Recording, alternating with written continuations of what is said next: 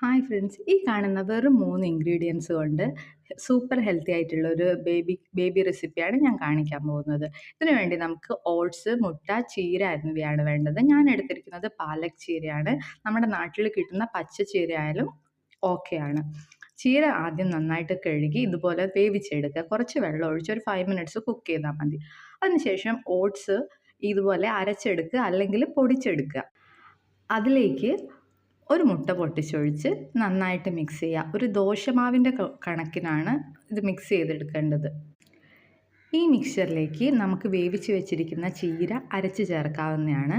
ചീര വേവിക്കുമ്പോൾ കുറച്ച് മഞ്ഞൾപ്പൊടി ചേർത്ത് വേവിക്കുന്നതായിരിക്കും നല്ലത്. ഞാനിവിടെ വേവിക്കുമ്പം മഞ്ഞൾപ്പൊടി ചേർക്കാൻ വിട്ടുപോയതുകൊണ്ട് ഞാനിപ്പോൾ അരയ്ക്കുമ്പോൾ കുറച്ച് മഞ്ഞൾപ്പൊടി ചേർക്കുന്നുണ്ട്. ഒരു ടേസ്റ്റിന് വേണ്ടി 2 ചെറിയുള്ളിയും കൂടെ ചേർത്തിട്ടാണ് അരച്ചെടുക്കുന്നത്.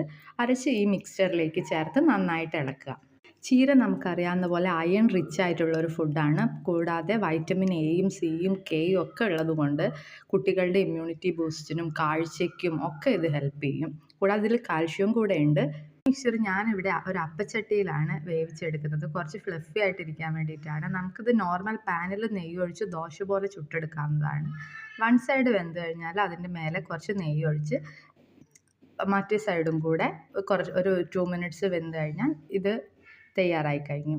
ഇതിൽ നമ്മൾ മുട്ടയും നെയ്യും ഒക്കെ ചേർക്കുന്നുണ്ട്. ഫാറ്റ് ഉണ്ട്, പ്രോട്ടീൻ ഉണ്ട്, വൈറ്റമിൻസ് ഉണ്ട്, ഫൈബർ ഉണ്ട്. അപ്പോൾ ഇതൊരു കംപ്ലീറ്റ് മീലായിട്ട് കുഞ്ഞുങ്ങൾക്ക് കൊടുക്കാം. എല്ലാവരും ഒന്ന് ട്രൈ ചെയ്ത് അഭിപ്രായം പറയണം.